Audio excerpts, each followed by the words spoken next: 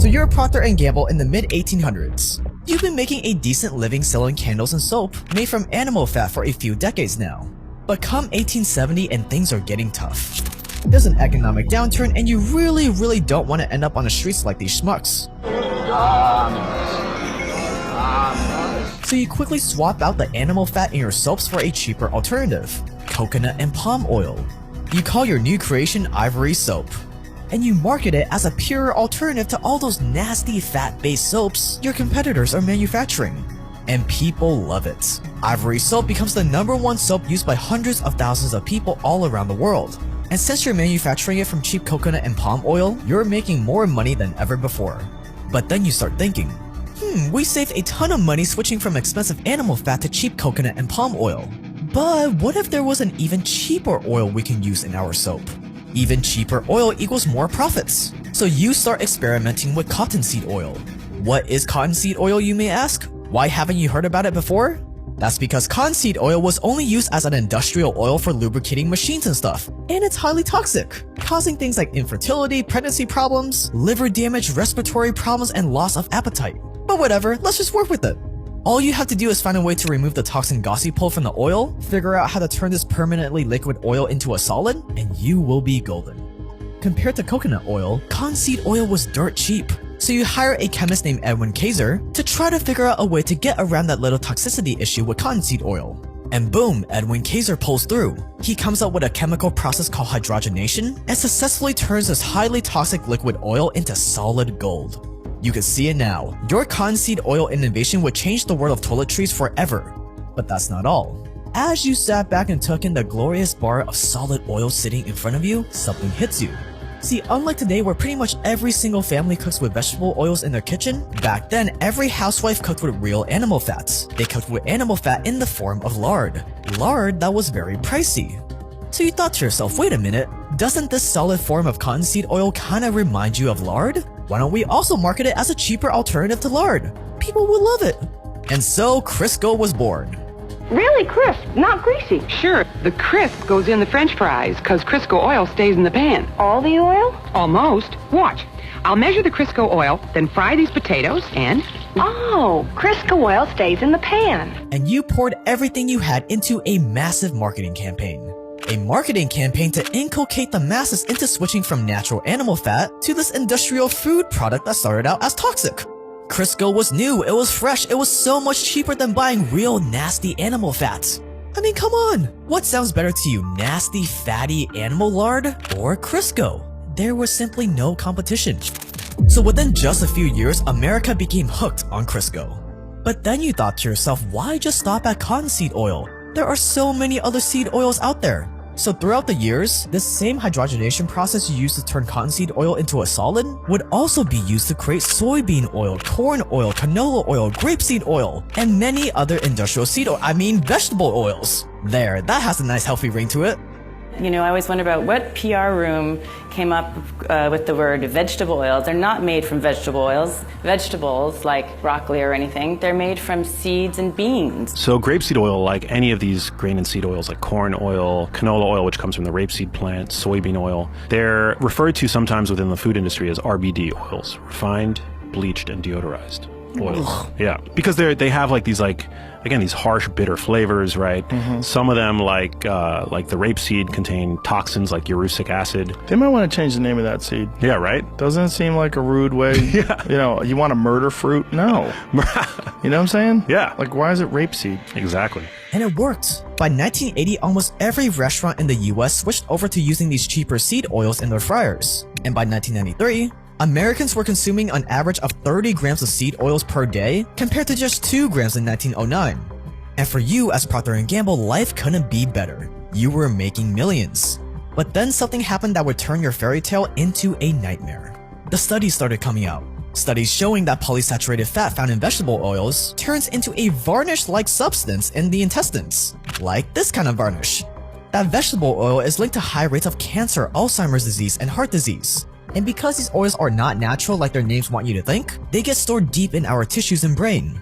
So everyone's walking around with old toxic oil in their bodies, slowly inching them towards disease. these fats also integrate themselves into your body. You are what you eat, right? And this is especially true for the kinds of fats that we consume. Any polyunsaturated fat you give a pig is ending up in its fat. Any polyunsaturated fat that you or I eat is ending up in our fat tissue. This is how much natural fats from things like beef, pork, dairy have been in our diet since 1960. This line is for vegetable oils. And this line is the obesity rates. Procter & Gamble fooled us all. Procter & Gamble and all these other companies fooled us into throwing away perfectly fine natural fats that came from real animals in exchange for these food products. Food products that started out as toxic industrial waste. And yet we willingly take the bite every single day. Popular Science wrote, quote, what was garbage in 1860 was fertilizer in 1870, cattle feed in 1880, and table food and many things else in 1890, end quotes. But today industrial seed oils are found everywhere. From fast food to restaurant kitchens to cookies, crackers, chips, candy, vegetable puffs, granola bars, and even nut milks. You and your family probably have some in your pantry right now. The seed oil industry oiled up America, they oiled up the world, and they're raking in $250 billion every year from it at your expense. Stay dangerous, subscribe for more, and this is the evil business of seed oils. Crisco oil wouldn't let me down. It's nice to know you can trust Crisco oil to fry chicken that doesn't taste greasy. First off, for sponsoring this video. Are you sure this is going to work? Why not? I made a Crisco pie. Yeah, me too, but a cake. I think you should have waited till your wife gets back. Crisco first hit grocery shelves in 1911, and going in, your marketing teams knew they couldn't just let the ingredients speak for themselves. You had to convince the American public that eating a chemically solidified slab of cottonseed oil that previously could have rendered you infertile was not only normal, but better for you. You had to convince the public that it was even better than butter. So to achieve this monstrous feat, you were gonna have to launch one of the most epic advertising campaigns in American history. To do that, you hired J. Walter Thompson, a legendary full-service ad agency created by the American advertising pioneer by the same name. J. Walter Thompson was actually the very first full-service ad agency in America as well, and they got to work right away. They mailed samples of Crisco to restaurants and grocery stores. They handed out Crisco fried donuts in the streets. They gave away free Crisco cookbooks with every purchase, which all sound like standard marketing tactics today, but back then it was nothing short of revolutionary. You tell the writers at the agency to say Crisco is digestible. Although you had no scientific proof of this, it sure does sound good. And you also make sure that no one ever mentions the word cottonseed, because that would just remind people of soap, detergent, and machinery lubricant and not something that you would want to consume. The only thing on the ingredients list is 100% shortening. And if anyone ever asks you what shortening is, you say it's made from vegetables. In reality, cottonseed is a seed. But sure, I guess you could technically call it a vegetable if you really wanted to. It grows on cotton plants, doesn't it? And vegetables also grow on plants. So it's basically the same thing. And all of this mislabeling and misinformation was happening at the perfect time in history, because detailed food labeling laws from the FDA wouldn't be mandated until the late 60s. So for 50 sweet years, you could say Crisco was whatever you wanted it to be. Oh, and look what Crisco is up for a pie. Makes my pie crust flaky as all get out. Cause I get out my Crisco and I do some special baking. I love trying out new recipes. To make these light and golden Christmas cookies, butter flavored Crisco is the recipe for success. And within just a few short years, Crisco officially became the American baker's best friend. But why stop there? Why not use all your Crisco expertise to expand your product line even more? Betsy, what are you saying? Don't use Crisco oil, Mom. There's something new. New Crisco oil. New Crisco oil. After World War II, Procter & Gamble started experimenting with partial hydrogenation. So instead of turning cottonseed oil into a solid, they just kinda stopped halfway, leaving it as a liquid, while still removing all the toxic chemicals, color, and bad smells. This partially hydrogenated oil could be kept on the shelf for years, unlike disgusting animal fat. Restaurants loved it because they didn't have to keep changing the oil in their fryers. They could just keep reusing it. It just never went bad. What a miracle, right? Nabisco and Kraft loved it because their cookies could stay on warehouse shelves for months and months and months and still be crunchy. And during this new era of hydrogenated oils, Procter & Gamble ditched the rancid cottonseed oil that they collected from cotton farms for an even cheaper alternative: the leftover rancid soybean oil from animal feed production. So we went from using real animal fat to coconut and palm oil to cottonseed oil to now using a waste product from animal feed production. You know, the stuff that isn't even fit for animals to consume. Now that sounds yummy. So now Crisco products no longer contain cottonseed oil. No, that's far too luxurious for the masses. Now Crisco only contains soybean oil. and your empire only continued to grow. Today's Crisco oil is remarkably clear, remarkably light, so you taste your fish, not our oil. And there's no cholesterol. Deliciously, Crisco oil so light it sets the flavor free. But then, just like Crisco's lard alternative, scientists started telling the world just how bad these hydrogenated oils were for your body. And so the war began. Gets new Crisco oil. You're gonna love eating light. Baby, you're the one who put the healthy in my healthy appetite. With all this talk of vegetable oils being the new frontier, scientists all over America started getting suspicious. How could an oil this processed be good for you? And if it was, why didn't we think of it first? So they headed for the labs, and what they found was not flattering for you. One group of scientists found that although replacing animal fats with vegetable oils did lower cholesterol by 13%, it also made you twice as likely to die from cancer. Another group replaced animal fats with vegetable oils in the diets of men who had a history of heart disease and discovered that the ones who ate vegetable oil had a higher chance of dying. This wasn't exactly music to your ears, but you also weren't too worried about a few nerds in the lab. Because even though scientists were telling the world how bad vegetable oils were for your health, you had already formed a secret alliance with the one organization that mattered most, the American Heart Association, or AHA. If you took all the cigarettes in the world and laid them end to end, you would never have time to smoke a single one. Now, isn't that a great idea?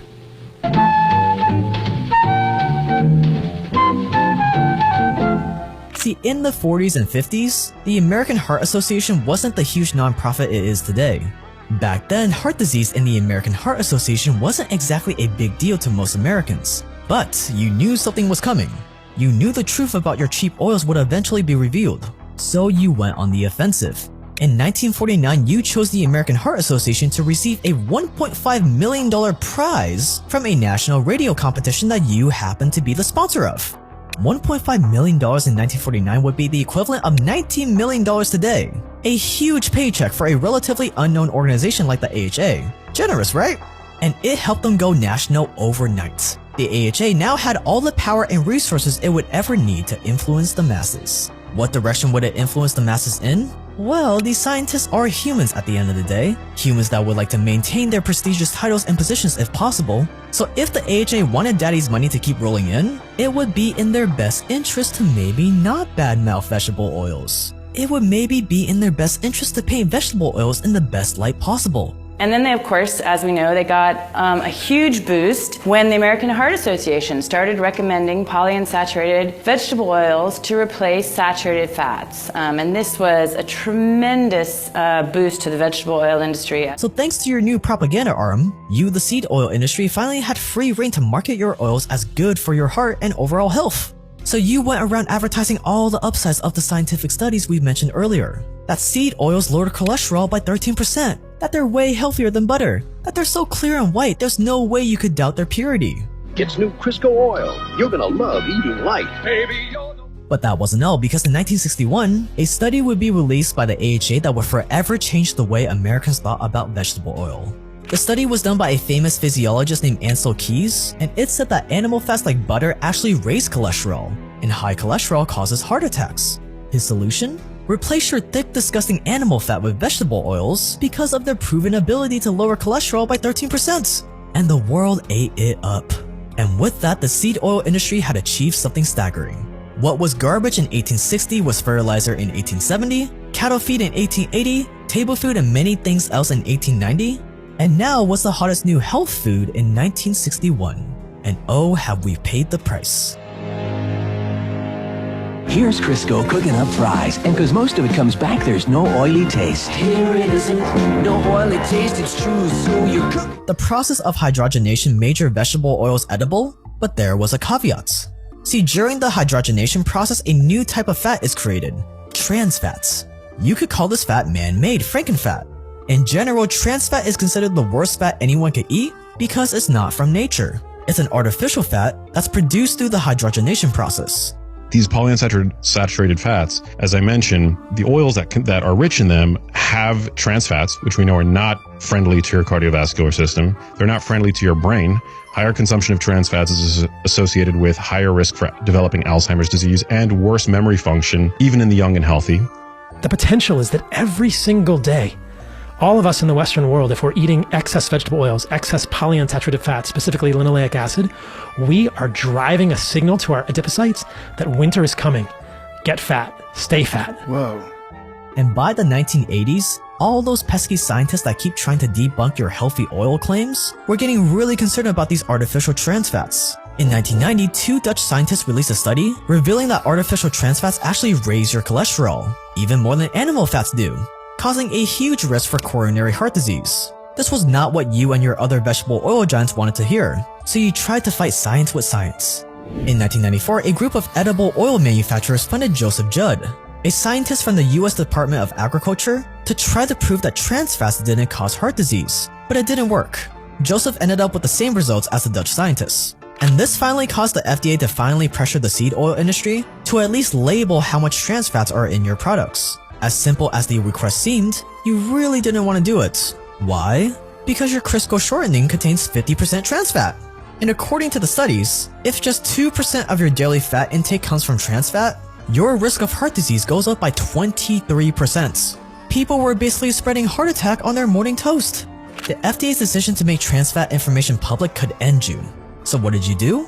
You reformulated. You went to none other than Monsanto, the company behind Agent Orange, GMOs, seed licensing, which practically makes them the company that owns the world's food supply.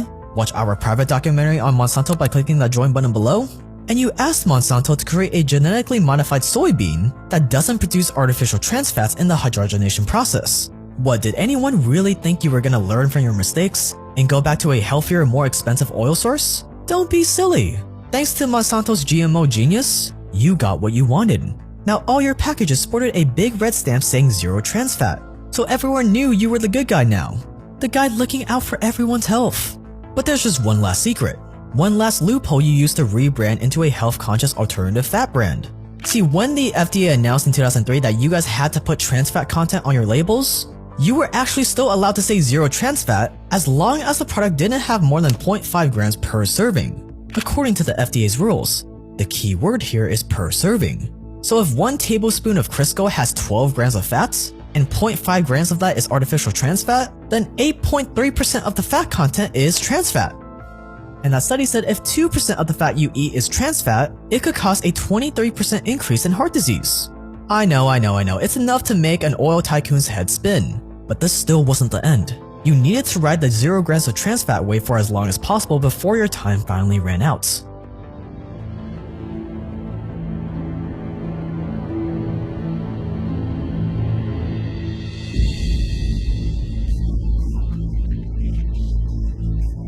Today we're going to talk about eliminating toxic seed oils. And margarine is terrible for you. Vegetable oil. Yeah, and now people know what's really good for you is grass-fed butter. The grass-fed butter is actually not bad for you at all. The more I dig into it, the more I believe this is the center of human chronic health issues. The year is 2015, and the FDA has officially banned artificial trans fats from all foods, giving everyone until 2018 to get them completely out of their products. Except the 0.5 grams per serving because we all need a little wiggle room. This is why you'll still see Crisco sitting on grocery store shelves with 0.5 grams of fat missing from their nutrition label. And even though shortening is way less popular than it was in the 60s and 70s, it's still available to buy. People are still using it in online cooking videos. Certainly, high fructose corn syrup is not helping anything, but I think it's important for people to understand that that might not be the only villain, and that a lot of people might get rid of the sugar but then continue eating processed food or hummus with canola oil or, chips from the store that are cooked in soybean oil and not understand it. And this could be driving a lot of the disease that we're seeing in a really subtle way. Some restaurants have molded their entire business structure around these cheap, long-lasting oils. Even In-N-Out, the legendary burger chain in the West Coast of America, proudly proclaims that their French fries are only fried in 100% sunflower oil. And because the label says trans fat free, we think it's okay to eat. At least it's better than before, right? Well, these trans fat free oils actually might be worse than their high trans fat counterparts. Studies are coming out on the dangerous chemicals created by trans fat free oil that has been heated over and over again in restaurant fryers. Aldehydes, one of the aldehydes is a formal marker for your cancer, for cancer risk. And aldehydes are created, are just created in huge amounts when they fry food in polyunsaturated oils. Restaurant owners are saying that this oil is creating a strange gooey substance that is impossible to clean off their walls. Turns out that gooey substance is actually a polymer. He said the polymers, these degraded molecules were so unstable that when they would put the uniforms in the backs of trucks to go take them to the cleaners, the uniforms would spontaneously combust. And then when they took them they'd clean them and they put them in the dryers, there were still so many of these toxic chemicals in them that they would explode in the dryers. So, I mean, just imagine, we're just all putting this in our bodies. Once more studies on the effects of these new oils hit mainstream media, Crisco, Mazola, and all the other vegetable oil brands will probably have to adjust again. Whatever they do, we probably won't know about it until 3 decades from now. And by then, the damage will already have been done. To this day, US dietary guidelines still say that we should cook with canola, corn, and soybean oil. That's right, even after all of this, the edible oil industry still has the faithful backing of the US government. That is how powerful they are. And you want to know what else the government shoves down our throats? Fluoride. You know fluoride, right? It's in your toothpaste, tap water, table salt, bottled water. The government doesn't let you escape it even if you wanted to. Why? Because it's good for you, they say. It's good for your teeth, it prevents cavities. When in reality, fluoride started out as a harmful poison that was part of the aluminum manufacturing process. In reality, high doses of fluoride have been found to lower IQ in children, among many other very bad things. And yet for some reason, fluoride was able to go from this manufacturing poison to something that's good for you that we need to shove into your water supply. For some reason, the United States, Canada, Australia, Ireland, New Zealand, and the United Kingdom generously provide you with fluoride in your tap water free of charge. Why? Click the card on the screen to watch our new documentary on fluoride right now on our new channel called Evil Food Supply.